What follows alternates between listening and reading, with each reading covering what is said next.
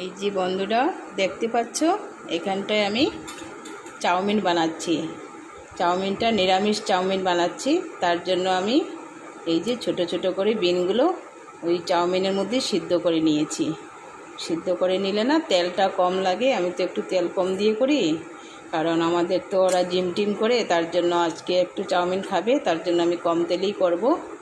তাই একটু সিদ্ধ দিয়ে দিলাম বিনটা, তাহলে আর এত তেল টেল লাগবে না। আর এখানটায় গাজর লঙ্কাটা একটু বড় বড় করে দিয়েছি।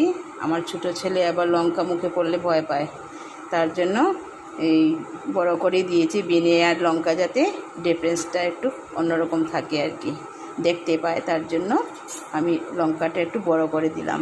আর বিনসগুলো একটু ছোট করে দিয়েছি, বুঝেছ? তাই যে চাউমিনটা সিদ্ধ করে জল ঝরিয়ে নিয়েছি, ঠিক আছে? এই যে অল্পখানি তেল দিয়েছি। এখন আমি এখানটায় এই যে চীনাবাদাম আছে, এটা একটু ভেজে নেব। নিরামিষ করছি তো, তার জন্য।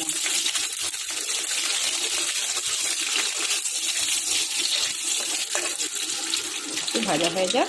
লঙ্কাগুলো দিয়ে দিলাম। কাঁচা লঙ্কা দিলে না একটা সেন্ট বেরোয় সুন্দর।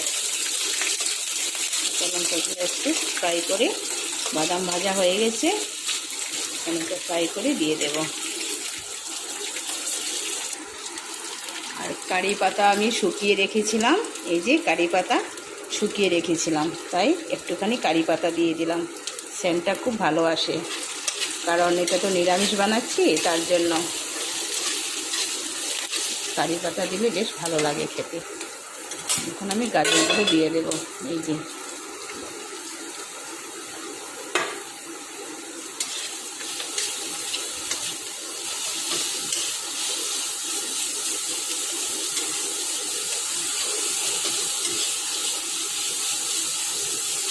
হয়ে গেল, চাউমিন দিয়ে দেব।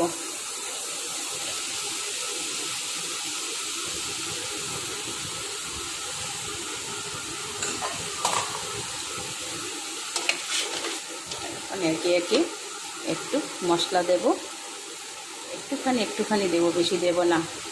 সব মিক্সড করে একটা মশলা বানিয়ে রেখেছি আমি, গরম মশলার মতোই জিনিসটা।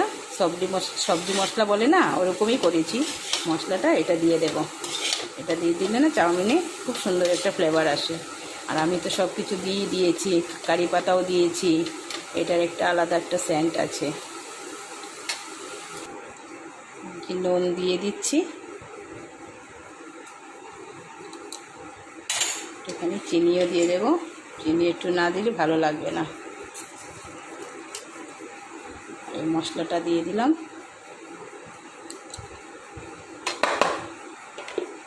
হয়ে গেল। আর নেড়ে চেড়ে নামিয়ে নেব। সিম্পলভাবেই নিরামিষ চাউমিনটা বানিয়েছি, একটু ভালো করে নাড়তে হবে। হয়ে গেছে বন্ধুরা, আমার চাউমিন কমপ্লিট। নিরামিষ চাউমিন দেখছো কেমন লাগছে বলো? কিছুই তো দেইনি, সিম্পলভাবেই করলাম।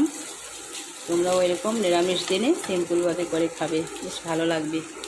ঠিক আছে বন্ধুরা, তাহলে এখানে রেখে দিলাম। চাউমিনটা বেড়ে তারপর দেখাচ্ছি। এই যে চাউমিনটা বেড়ে নিলাম, আমার ছেলের জন্য বাড়লাম। সস দিয়ে দেব। ও সস ভীষণ পছন্দ করে, তাই একটু সস একটু বেশি করে দিয়ে দিলাম। আমি আবার এত সস খাই না, খুব একটা না, মোটামুটি আর কি, 1-2 ফোঁটা হলেই হয়ে যায় আমার।